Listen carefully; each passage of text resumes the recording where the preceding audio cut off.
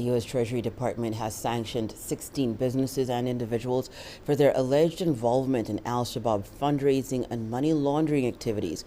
Al-Shabab, which operates in Somalia, is an Islamist insurgency group linked to Al-Qaeda. According to Treasury statement, those sanctioned operated in the Horn of Africa, the United Arab Emirates, and Cyprus. They will have all U.S. assets frozen, and Americans will be prohibited from doing business with them. The U.S. imposed similar restrictions on additional al-Shabab members in 2022. The group has been fighting an insurgency against the Somali government since 2006 and has controlled portions of the country, carrying out deadly terrorist assaults.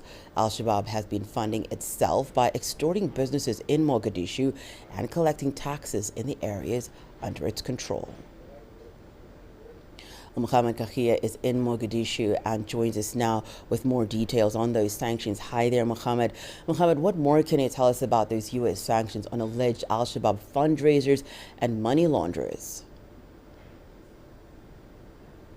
Well, Hannah, according to the United States government Department of Treasury, Foreign Office Assets Control, as you said, 16 entities and individuals here in Somalia, and also across this region, Horn of Africa, and also in the United Arab Emirates and Cyprus, were sanctioned by the United States government for financing al-Shabab operations in the country and abroad.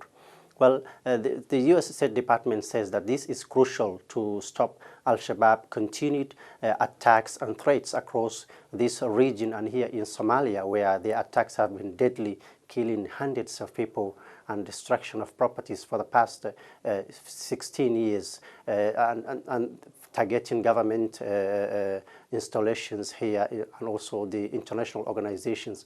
Well, the financial operations of al-Shabab here in the country has been very, very crucial for the government, for the al-Shabab, rather, to carry out attacks across here in the country, targeting, installations of the government.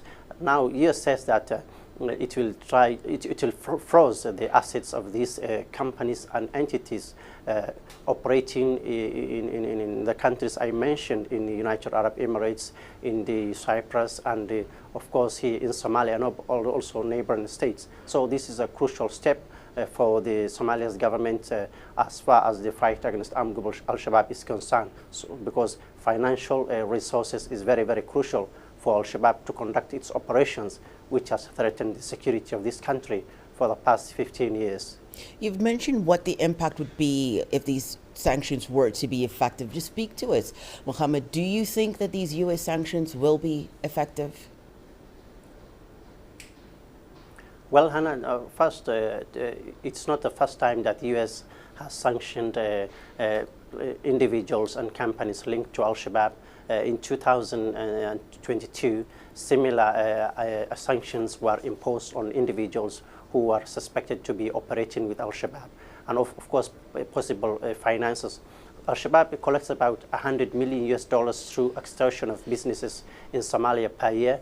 That is very significant for its operations here in Somalia and sometimes across the borders, especially attacks that we have witnessed in countries like Kenya and, of course, in Ethiopia, and even in Uganda in 2010 World Cup. So, on the other part, the Somali government itself has been cracking down on al-Shabab financial capabilities.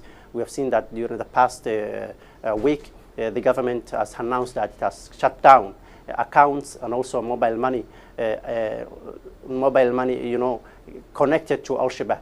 So this is a significant step for both the government and, of course, its international partners. And the impact is already seen on the ground, because al-Shabab offensive attacks, which was one of its strategy, has now reduced. And we have seen that this has reduced its capabilities to carry out large-scale attacks. And of course, financial operations is very significant, and it has been hit hard, according to security analysts.